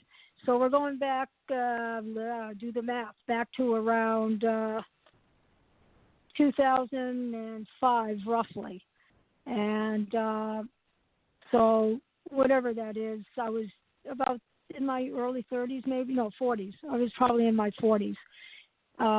When the DNA first became apparent, 40s, somewhere in my 40s, and maybe 50s, late 40s, early 50s, I guess. And the other thing that happened when I was 26, so I can finish that part, I got pregnant in the spring. I was 69. The doctor confirmed I was pregnant. Everything seemed fine.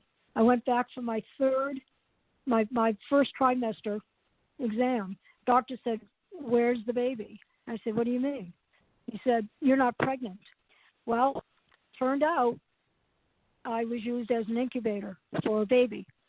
And now, and I always asked, I realized what happened because I didn't bleed or anything. It was, they just took the baby from me at 2.5 months. So I went on. I did get pregnant again about maybe 9 months later, and had our first daughter. But I always asked, what happened to the baby? What was it? How, the baby, etc. Now, can I jump ahead just to a few years ago for a moment and then go back again? Sure.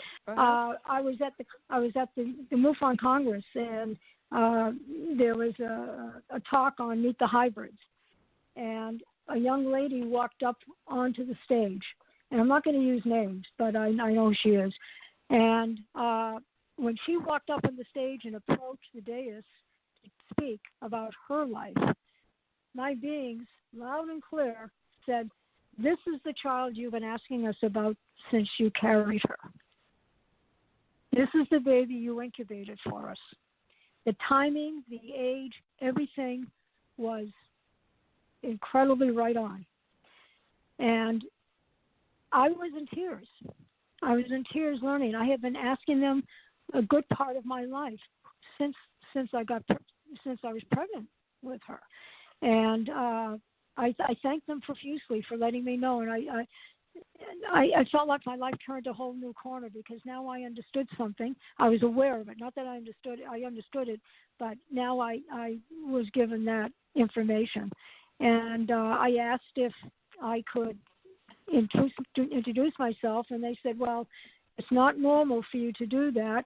So if you wish," and they had learned to trust me, and they said, "If you wish, just be very, very cautious about what you say and how you act." So I did meet up with her, and I introduced myself and very briefly mentioned and wanted to let her know I'm not here. I'm not causing any problems for you. I said, this was the chance of a lifetime to tell you what an absolutely beautiful woman and intelligent woman you became, and that's it. Nothing more, nothing said. And my whole life has changed now because I've had a chance to know who the baby was that I incubated. And that was it. And I never talked to her again. I never saw her again. It was a very unusual situation, and I was only hoping that she wouldn't turn negative on me, but she didn't because I was crying as I'm talking to her.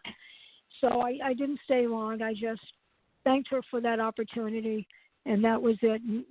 Nothing happened after that.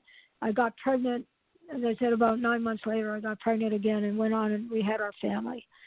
But that was a very interesting scenario for me to go through because it was another verification, a validation, probably about myself. I don't feel I'm 100%.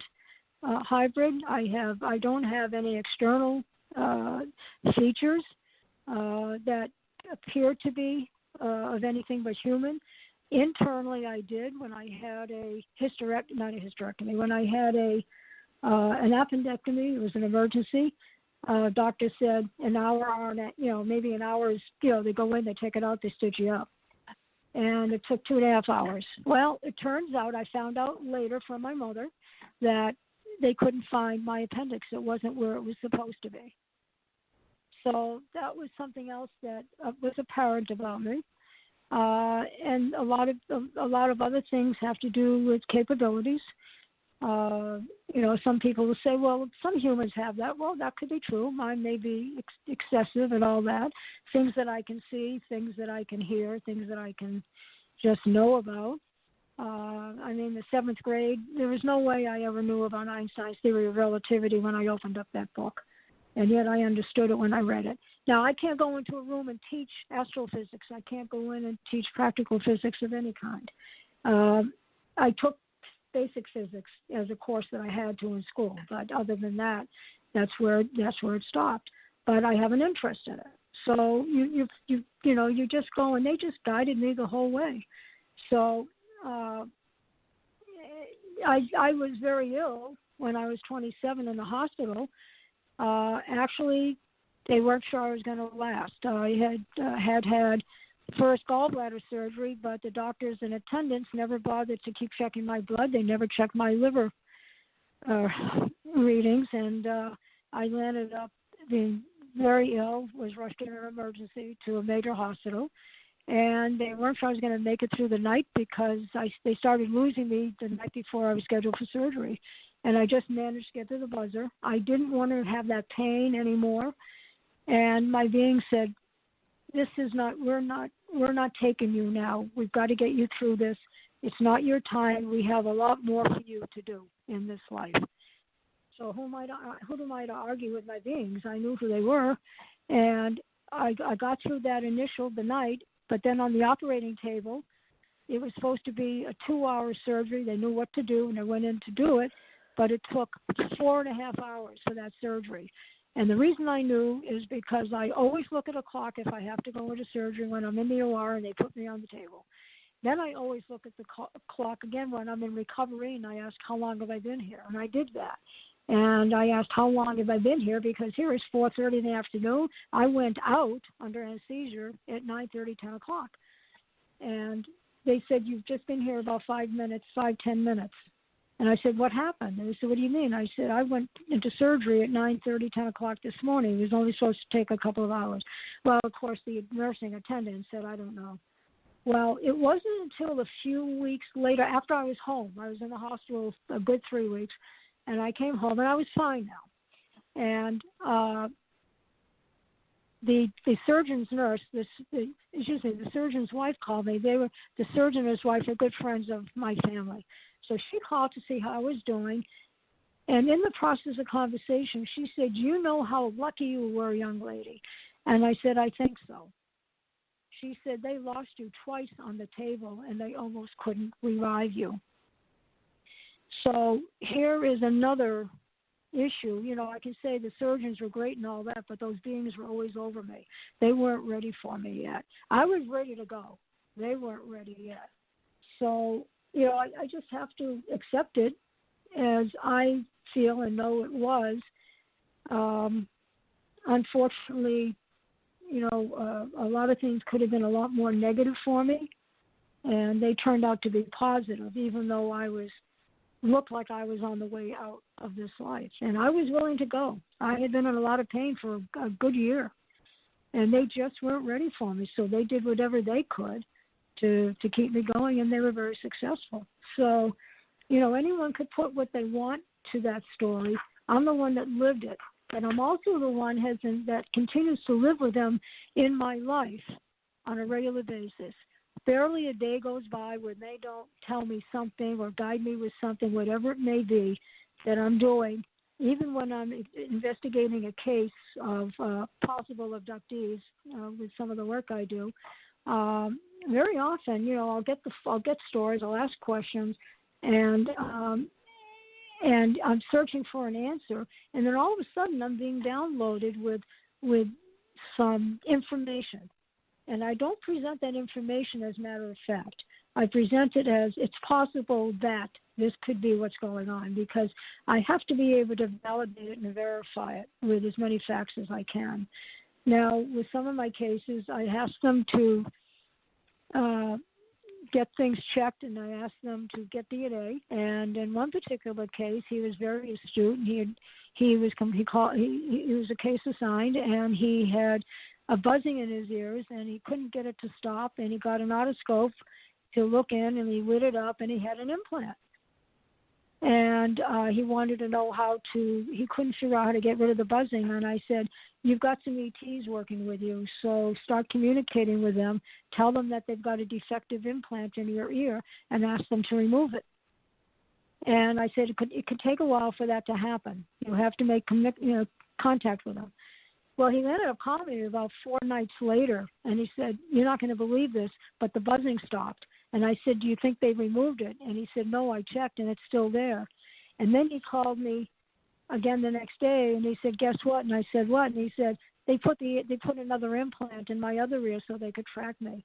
I said, is it working properly? And he said, yes. I said, okay, then there's nothing we can do because it's there. But they wouldn't take her out. They wouldn't take out, because they told me when I asked, why didn't you take it out? And my beings told me that they wouldn't take it out because it was implanted the way it was, and to try to remove it would cause him problems. So they were going to just leave it in as long as everything else was okay. And that's what happened. So sometimes they help me with some of my cases. And I've learned to listen over the years. They've never misguided me yet, and I don't expect them to. And they know I'm ready to go at any time, to be prepared. And I asked them one time, why did you train me to do what I'm doing? And they said, because this is what you're going to be doing in your next life, but on a greater scale. So Now, you're on the ERT team? You're on the ERT team? Or is that what it's called? Yeah. And how long have you been with MUFON? Well, I've been with MUFON about 7 years. No one in MUFON knows about me. No one. I don't talk about it. And no one on the ERT. Well, and no one on the ERT team I have said anything to either. It's a challenge. There are some people in MUFON that I don't know, it's kind of strange. I have to question how much of everything do they even believe. But right. Why cause an issue and why create a situation for myself that could be thought of as negative about me? I am what I am. I am who I am. I do what I do. And my mission is trained to help other people learn to help themselves on the basis that at some point in this life or another, when we have to go to another planet, and that I know is going to happen, and I'm going to be handling a lot of those transpositions, and it's teaching people, helping people learn how to help themselves, to have an understanding what's going on around them, because at some point it's possible there won't be anybody else to help them. So it's teaching self-help and helping them understand what is going on in their lives through the anomalies that they're going through. But every case is different. And it doesn't mean they're all actual abductees, and it doesn't mean that they all have implants. Some of them are experiencing things. Some of them weigh on the level of more paranormal, which I separate from experiences as I know them and TJ may know them. So I don't want to confuse those two. I hear footsteps in the house periodically. I know they're here, and I tell them, I hear you. And that's it. And as soon as they know I know they're there, they're gone. And I don't see anything. It's nighttime. But they have come into my house, and I have seen them because I asked one, if you're here, can you let me see you? And all of a sudden he's there, and I'm just lying in bed. And I'm here he's here at the foot of the bed. And I said, thank you. That's all. I say thank you to them all the time. They comply. Thank you. It's an interesting I believe situation. being open-minded and accepting is a big part of this reality that we're moving into. And I'd like to have you back if it's okay. And also, with our ACO Association and UFO Association, I'm sort of where you're at in life. I've had much of what you've had happen in my life, and I'm having to come to terms with the fact that I'm here now and I'm losing a lot of the people that I love. But I would like to have something in place when I leave this planet in this container in place to help people. And so these associations right now, Janet's, we've got them coming in free, but we definitely need to name this particular thing that we're working with. And those of us that have had death and dying and out-of-body experiences, and we've had to learn to walk and talk again or been close to death, and it's all coming together with out-of-body, near-death, reincarnation, consciousness, layering and learning in the metaphysical, phenomenology, alienology, cosmology, and I really feel like it's time for all of us to come together and meet each other. So I thank you for coming on. We've only got 4 minutes. So we've only got 4 minutes left, so I need to get how people can get in contact with you. And then if Janet wants us to list you and you would like that, we can put you in our UFO Association. And, we can have a whole MUFON group or whatever, but a lot of people don't want to do research, but they want to be known. We're calling them UFO enthusiasts until we find something better. But in the meantime, we have contributors, subscribers. It's free to join. And Janet, we'll just have to come up with a name, like a team that helps certain people, because Janet and I both felt like that ERT list was too close to abductees, and we were more agreement in contactees and more benevolent in knowing why they do what they do. So we need to separate all those contactees, experiencers, that's abductees. All right. Well, I'll be where happy can we to get in touch with you? participate. Thank you. And I'll be happy to participate and get in touch with you, TJ, also, and I'll give you my information directly. Thank you. Okay. Yeah. Well, would you like to leave any information here for people to contact you, or your Facebook or Gmail, or whatever I you can want? give them. I would. I'll tell you what. I have no problem with having Janet list me and do that. And the answer to your question is yes. But I'm in the process of getting another email to take care of what we're talking about now for people to contact me, separate from my other emails, so that I'll put it up on the website. I'll put it on the website when you get that to me. I will include your contact information. Just get that to me, and I will update the website page so people can contact you that way. And we will have you back for another show. We just began. 1 hour is way too short to cover it all, but we got done what we got done. And it's called a lifetime. So, yeah. Well, thank you very much. And TJ, it was a pleasure meeting you. And you too. Janet, thank you. And I have a feeling we're all going to be very much in touch. Thank you very much. Yes, I'd like to hear your husband's experience too. He worked with the government, as did I. So he may want to come back and talk to Ken tomorrow night, Friday night. If your husband's up to it, he can come on the same time, same phone number tomorrow night with Ken Johnston, if he wants to. Whose husband are you talking about? Who's yours? Tomorrow night. Not mine. Ask him, but my husband works for the government, but he worked for the government and in space sciences and NASA, but he would not be able to come on because it's too much to classify. So we can't. Oh well, we do that. Excellent. We have Ken Johnston that was with NASA. My husband worked at NASA, but these engineers are talking about like when the spaceship blew up and things like that, Apollo missions. But just let him know it's available tomorrow night. You can listen. It's TJ Morris ET Radio Friday nights with me and Ken Johnston on Friday nights. It's more nuts and bolts and NASA engineers. TJ? Same time, 6. Well, let's see. No, actually, Ken, it's 6 Arizona time. Just call this number 6 Arizona time, and he can listen, and I can turn him on and off. Same telephone number, just to repeat. Sounds good. Yeah. I'll let you get going. Let you get going. All right. Janet, Janet, if I get approved for the new email address, I'll send it to you right away. Excellent. Thank you so much. And TJ, I want to call you. And before we go, TJ, I want to call you back, but I have to make another call. So we'll talk to you in about half an hour, okay? All right, I understand. Okay, I got to go. All right, everybody. Thank you. Thank you, Janet. Thank you. Thank you. Bye-bye. Thank you, Janet, for booking Annie. Thank you, Annie. Yeah, my pleasure. Folks. Thank you. Bye-bye. Yes, Arizona MUFON chapter. Thank you. All right, thank you, everybody. That was Mike Panicello, Aloha. Annie Heckman. Yes, is it Gechman or Heckman? I didn't ask her. Gechman. Gechman. G-E-C-K-M-A-N. Gechman, yes. I have to run, TJ. I'll call you in about a half an hour. Much love and blessings, okay, dear? Aloha. All right. Aloha. Thank you, everybody. I've got Gechman. She said C-K, didn't she? I've got H.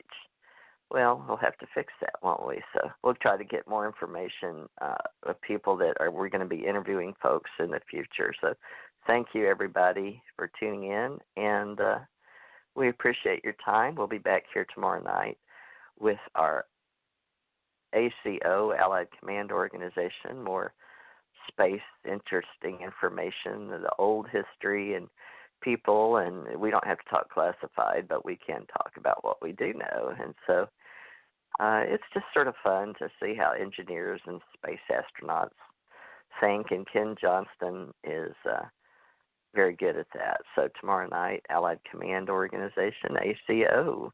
Tonight was UFO Association. So we'll see you tomorrow night with the Allied Command and Ken Johnston, former NASA Grumman employee. So look forward to talking to y'all tomorrow night. Good night, everybody.